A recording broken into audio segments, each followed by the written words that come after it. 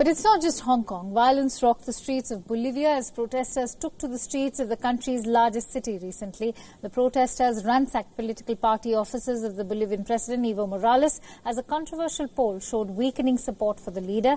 Protesters also set fire to one of the offices while badly damaging others. The police clashed with the protesters as clouds of tear gas were seen wafting through the streets of Santa Cruz. According to local media, some 60 protesters were detained by the police during the violent protests. This comes prior to general elections on October 20th. This could be a sign of shaky grounds for the leftist South American leader as Morales seeks a new term amid economic slowdown and raging wildfires.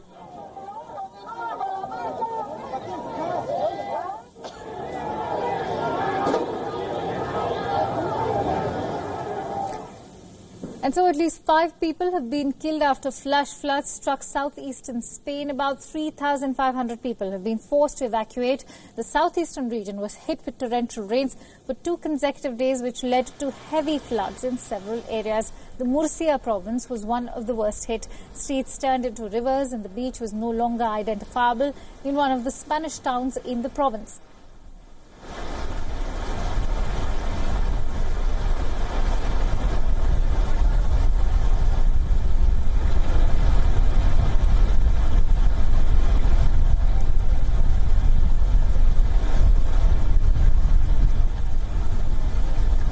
Emergency services like firefighters and ambulances have been on high alert since the extreme weather in the region. Local citizens pushed half-submerged cars out of the water.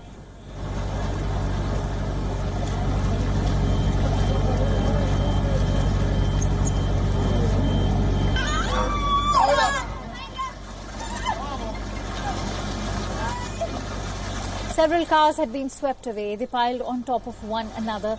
Urihuelo suffered due to the overflowing of the river Segura.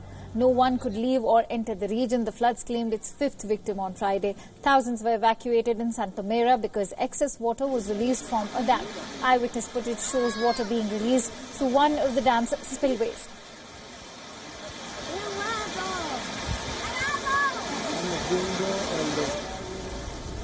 The Spanish army has joined the rescue operations. Military emergency units came to the rescue of residents stranded in the floods in the Alicante province.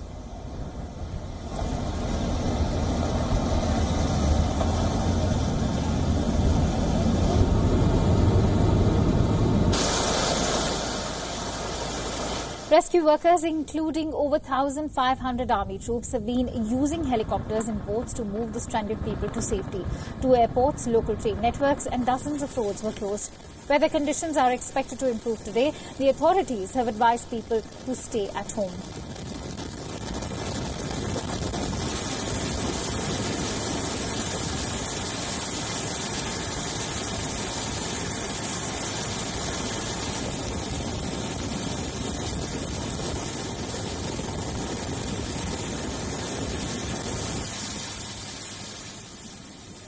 And while it's Spain for now, Bahamas is already dealing with the devastation caused by Hurricane Dorian. The United Nations Chief Antonio Guterres visited Bahamas as a new storm threatened the Hurricane Dorian-ravaged island.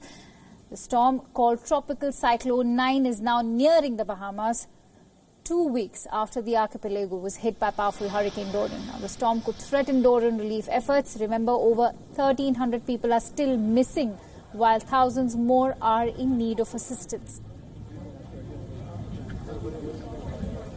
Meanwhile, Guterres has said that the Bahamas shouldn't bear the financial cost of Hurricane Dorian alone.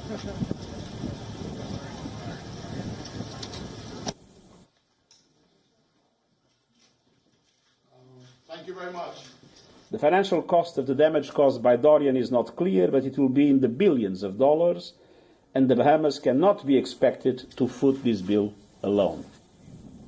The tropical cyclone 9 is expected to bring heavy rains and strong winds to the Bahamas. The island nation's prime minister said that the government has begun taking precautionary measures. We're still working. I've just reviewed, looked at the direction of the system. The system is anticipated to stay mainly on our eastern flanks.